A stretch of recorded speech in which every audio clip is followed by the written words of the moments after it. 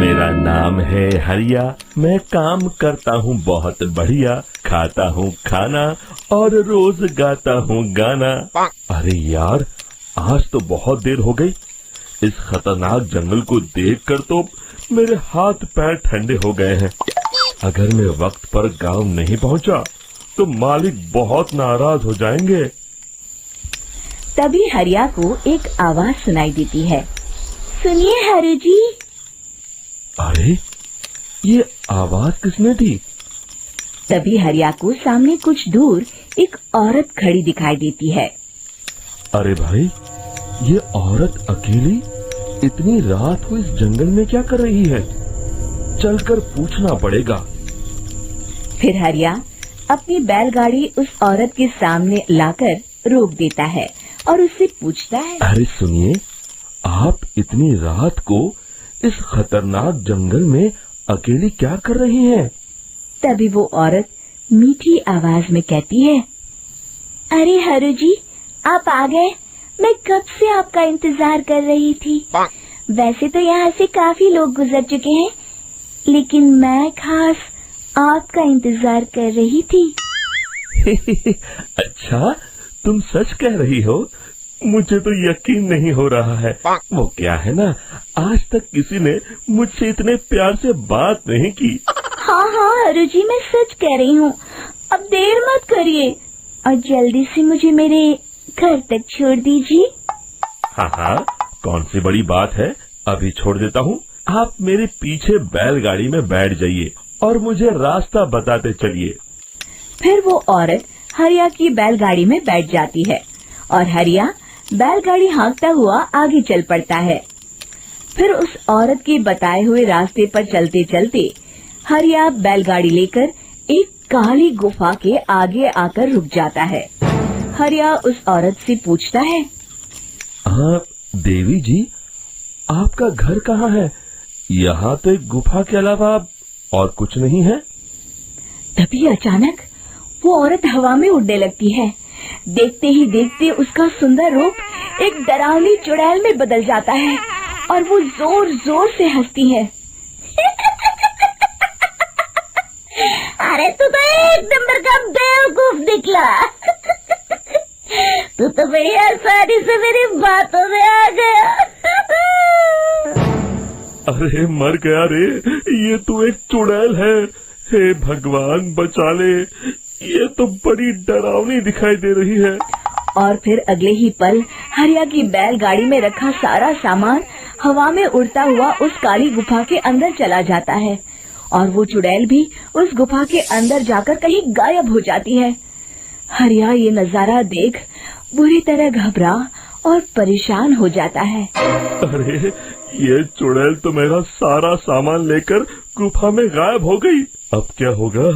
अगर मैं गांव खाली हाथ गया तो मालिक मेरी अच्छी खबर लेंगे। मेरी इस बात का कोई यकीन भी नहीं करेगा। फिर आखिर वही हुआ। हरिया के मालिक चंपक सेठ को हरिया की किसी भी बात पर रत्ती भर भी यकीन नहीं हुआ। चंपक सेठ को लगा हरिया झूठ बोल रहा है और उसने ही लालच में आकर सारा सामान हड़प कर लिया है। फिर हरिया को बेईमान समझकर चंपक सेठ उसे काम से निकाल देता है। अगले दिन अपनी दुकान में परेशान बैठा चंपक सेठ गुस्से में बड़बड़ाता है। अरे, दुकान में तो सामान बिल्कुल भी नहीं है। अब मुझे ही शहर जाकर सामान लाना होगा। फिर वो अपनी बैलगाड़ी लेकर शहर चला जाता है। शहर से सामान लेकर जब चंपक सेठ वापस गांव लौट रहा होता है, तभी उसे एक आवाज सुनाई देती है। चंपक जी, ओ चंपक जी। अरे, ये तो कोई मेरा नाम लेकर मुझे पुकार रहा है। फिर उस रास्ते में वही औरत खड़ी दिखाई देती है। फिर क्या था, हरिया की तरह चंपक सेठ भी उस औरत के पास अपनी बैलगाड़ी लेकर जाता है और वो भी उसकी चिकनी चुपड़ी बातों के मुंह जाल में फंस जाता है। चुड़ैल उसे भी अपनी गुफा तक ले जाती है और उसका सारा सामान लेकर गुफा में गायब हो जाती है। बेचारा चंपक सेठ लाचार होकर खाली हाथ गांव लौट आता है। फिर ये उस जंगल में रोज की बात हो जाती है। जो कोई भी शहर से कुछ लेकर गांव की तरफ लौटता, वो चुड़ैल उसे बेवकूफ बनाकर उसका सारा सामान लेकर गुफा में गायब हो जाता। एक दिन हरिया एक लकड़हारे को उसी जंगल की तरफ जाते हुए देखता है। फिर हरिया उसे रोकते हुए कहता है, अरे भाई, क्यों अपनी मौत को दावत दे रहे हो? मेरी बात मानो, आगे जंगल में मत जाओ, वहाँ एक बड़ी भयानक चुड़ैल रहती है। लकड़हारा हरिया की बातों को नजरअंदाज करते हुए कहता है, अरे भाई, मुझे पहले ही बहुत देर हो चुकी है, मुझे जाने दो भाई। शाम तक लकड़ियाँ काट कर शहर के बाजार में बेचना है। तुम अपनी ये कहानी किसी फुर्सत में बैठे इंसान को सुनाओ, मैं तो चला। इतना कहकर लकड़हारा वहाँ से आगे जंगल की तरफ चला जाता है। फिर अगले दिन गांव के मुखिया के घर के बाहर बहुत सारे लोग जमा हो जाते हैं। तभी हाथ में कुल्हाड़ी लिए खड़ा लकड़हारा कहता है, अरे मुखिया जी, अब आप ही हमें बचाइए उस जंगल वाली चुड़ैल से। हमारा सारा काम तो शहर से ही होता है। अरे मुखिया जी, उस चुड़ैल की वजह से तो मैं पूरी तरह बर्बाद हो गया हूँ। हम सबको मिलकर उस चुड़ैल का कोई इलाज करना पड़ेगा। तभी भीड़ में खड़ा वीरा कहता है, आप लोग चिंता मत करिए, कल से वो चुड़ैल किसी को नहीं लूट पाएगी। मेरे पास एक बहुत अच्छी तरकीब है। तभी चंपक सेठ उसका मजाक उड़ाते हुए कहता है, अरे तेरा नाम वीरा है तो क्या हुआ? तूने अभी उस चुड़ैल को देखा नहीं है? जाकर अपना काम कर, बड़ा आया। तब मुखिया जी कहते हैं, नहीं नहीं चंपक सेठ, मुझे लगता है हमें इस लड़के को एक मौका देना चाहिए। फिर सभी गांव वाले मुखिया जी की बातों से सहमत हो जाते हैं और वीरा शाम को एक बैलगाड़ी में कुछ सामान लादकर उस जंगल की ओर चल देता है। वीरा, ओ वीरा, कहाँ जा रहा है? तभी वीरा मुड़ के देखता है, वही चुड़ैल एक औरत के रूप में खड़ी है। अरे बहन जी, मैं आपको ही ढूंढ रहा था। देखिए, मैं आपके लिए क्या लाया हूँ। अरे वाह, तो खुद मेरे लिए इतना सामान लाया है। तू ही अकेला गांव में समझदार है। जरा देखो, मैं भी खोल के, बड़े भूख लगी है। जैसे ही चुड़ैल उस सामान पर से कपड़ा हटाती है, एक भगवान शिव की तेज रोशनी उसके अंदर मूर्ति से निकलती है और चुड़ैल अपने असली रूप में आकर जलने लगती है। अरे मैं जल रही हूँ, बचाओ! बचाओ! ओम नमः शिवाय, मर गई मैं! देखते ही देखते वो चुड़ैल राख के साथ उड़ जाती है और सभी गांव वाले भी वहां जाते हैं। शिक्षा बुराई पे सदा अच्छाई की ही जीत होती है। सुनिए हरु जी। अरे, ये आवाज किसने दी? तभी हरिया को सामने कुछ दूर एक औरत खड़ी दिखाई देती है। अरे भाई, ये औरत अकेली इतनी रात को इस जंगल में क्या कर रही है? चलकर पूछना पड़ेगा।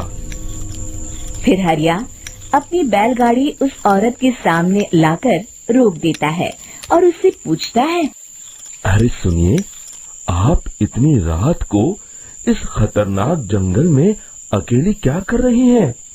तभी वो औरत मीठी आवाज में कहती है, अरे हरु जी, आप आ गए। मैं कब से आपका इंतजार कर रही थी। वैसे तो यहाँ से काफी लोग गुजर चुके हैं, लेकिन मैं खास आपका इंतजार कर रही थी। अच्छा, तुम सच कह रही हो? मुझे तो यकीन नहीं हो रहा है। वो क्या है ना, आज तक किसी ने मुझसे इतने प्यार से बात नहीं की। हाँ हाँ हरु जी, मैं सच कह रही हूँ। अब देर मत करिए और जल्दी से मुझे मेरे घर तक छोड़ दीजिए। हाँ हाँ, कौन सी बड़ी बात है, अभी छोड़ देता हूँ। आप मेरे पीछे बैलगाड़ी में बैठ जाइए और मुझे रास्ता बताते चलिए। फिर वो औरत हरिया की बैलगाड़ी में बैठ जाती है और हरिया बैलगाड़ी हाँकता हुआ आगे चल पड़ता है। फिर उस औरत के बताए हुए रास्ते पर चलते चलते हरिया बैलगाड़ी लेकर एक काली गुफा के आगे आकर रुक जाता है। हरिया उस औरत से पूछता है, हाँ देवी जी, आपका घर कहाँ है? यहाँ तो एक गुफा के अलावा और कुछ नहीं है। तभी अचानक वो औरत हवा में उड़ने लगती है। देखते ही देखते उसका सुंदर रूप एक डरावनी चुड़ैल में बदल जाता है और वो जोर जोर से हंसती है। अरे तू तो एक नंबर का बेवकूफ निकला। तू तो बड़ी आसानी से मेरी बातों में आ गया। अरे मर गया रे, ये तो एक चुड़ैल है। हे भगवान बचा ले, ये तो बड़ी डरावनी दिखाई दे रही है। और फिर अगले ही पल हरिया की बैलगाड़ी में रखा सारा सामान हवा में उड़ता हुआ उस काली गुफा के अंदर चला जाता है और वो चुड़ैल भी उस गुफा के अंदर जाकर कहीं गायब हो जाती है। हरिया ये नजारा देख बुरी तरह घबरा और परेशान हो जाता है। अरे ये चुड़ैल तो मेरा सारा सामान लेकर गुफा में गायब हो गई। अब क्या होगा? अगर मैं गांव खाली हाथ गया तो मालिक मेरी अच्छी खबर लेंगे। मेरी इस बात का कोई यकीन भी नहीं करेगा। फिर आखिर वही हुआ। हरिया के मालिक चंपक सेठ को हरिया की किसी भी बात पर रत्ती भर भी यकीन नहीं हुआ। चंपक सेठ को लगा हरिया झूठ बोल रहा है और उसने ही लालच में आकर सारा सामान हड़प कर लिया है। फिर हरिया को बेईमान समझकर चंपक सेठ उसे काम से निकाल देता है। अगले दिन अपनी दुकान में परेशान बैठा चंपक सेठ गुस्से में बड़बड़ाता है, अरे दुकान में तो सामान बिल्कुल भी नहीं है। अब मुझे ही शहर जाकर सामान लाना होगा। फिर वो अपनी बैलगाड़ी लेकर शहर चला जाता है। शहर से सामान लेकर जब चंपक सेठ वापस गांव लौट रहा होता है, तभी उसे एक आवाज सुनाई देती है, चंपक जी, ओ चंपक जी। अरे ये तो कोई मेरा नाम लेकर मुझे पुकार रहा है। फिर उस रास्ते में वही औरत खड़ी दिखाई देती है। फिर क्या था, हरिया की तरह चंपक सेठ भी उस औरत के पास अपनी बैलगाड़ी लेकर जाता है और वो भी उसकी चिकनी चुपड़ी बातों के मुंह जाल में फंस जाता है। फिर चुड़ैल उसे भी अपनी गुफा तक ले जाती है और उसका सारा सामान लेकर गुफा में गायब हो जाती है। बेचारा चंपक सेठ लाचार होकर खाली हाथ गांव लौट आता है। फिर ये उस जंगल में रोज की बात हो जाती है। जो कोई भी शहर से कुछ लेकर गांव की तरफ लौटता, वो चुड़ैल उसे बेवकूफ बनाकर उसका सारा सामान लेकर गुफा में गायब हो जाती। एक दिन हरिया एक लकड़हारे को उसी जंगल की तरफ जाते हुए देखता है। फिर हरिया उसे रोकते हुए कहता है, अरे भाई, क्यों अपनी मौत को दावत दे रहे हो? मेरी बात मानो, आगे जंगल में मत जाओ। वहाँ एक बड़ी भयानक चुड़ैल रहती है।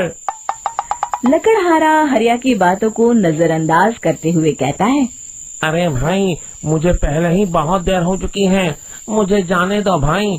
शाम तक लकड़ियाँ काट कर शहर के बाजार में बेचना है। तुम अपनी ये कहानी किसी फुर्सत में बैठे इंसान को सुनाओ, मैं तो चला। इतना कहकर लकड़हारा वहाँ से आगे जंगल की तरफ चला जाता है। फिर अगले दिन गांव के मुखिया के घर के बाहर बहुत सारे लोग जमा हो जाते हैं। तभी हाथ में कुल्हाड़ी लिए खड़ा लकड़हारा कहता है, अरे मुखिया जी, अब आप ही हमें बचाइए उस जंगल वाली चुड़ैल से। हमारा सारा काम तो शहर से ही होता है। अरे मुखिया जी, उस चुड़ैल की वजह से तो मैं पूरी तरह बर्बाद हो गया हूँ। हम सबको मिलकर उस चुड़ैल का कोई इलाज करना पड़ेगा। तभी भीड़ में खड़ा बीरा कहता है, आप लोग चिंता मत करिए, कल से वो चुड़ैल किसी को नहीं लूट पाएगी। मेरे पास एक बहुत अच्छी तरकीब है। तभी चंपक सेठ उसका मजाक उड़ाते हुए कहता है, अरे तेरा नाम बीरा है तो क्या हुआ? तूने अभी उस चुड़ैल को देखा नहीं है? जाकर अपना काम कर, बड़ा आया। तब मुखिया जी कहते हैं, नहीं नहीं चंपक सेठ, मुझे लगता है हमें इस लड़के को एक मौका देना चाहिए। फिर सभी गांव वाले मुखिया जी की बातों से सहमत हो जाते हैं और वीरा शाम को एक बैलगाड़ी में कुछ सामान लादकर उस जंगल की ओर चल देता है। वीरा, ओ वीरा, कहाँ जा रहा है? तभी वीरा मुड़ के देखता है, वही चुड़ैल एक औरत के रूप में खड़ी है। अरे बहन जी, मैं आपको ही ढूंढ रहा था। देखिए, मैं आपके लिए क्या लाया हूँ। हैं? अरे वाह, तो खुद मेरे लिए इतना सामान लाया है। तू ही अकेला गांव में समझदार है। जरा देखो, मैं भी खोल के, बड़े भूख लगी है। जैसे ही चुड़ैल उस सामान पर से कपड़ा हटाती है, एक भगवान शिव की तेज रोशनी उसके अंदर मूर्ति से निकलती है और चुड़ैल अपने असली रूप में आकर जलने लगती है। अरे मैं जल रही हूँ, बचाओ! बचाओ! ओम नमः शिवाय! मर गई मैं! देखते ही देखते वो चुड़ैल राख के साथ उड़ जाती है और सभी गांव वाले भी वहां जाते हैं। शिक्षा बुराई पे सदा अच्छाई की ही जीत होती है।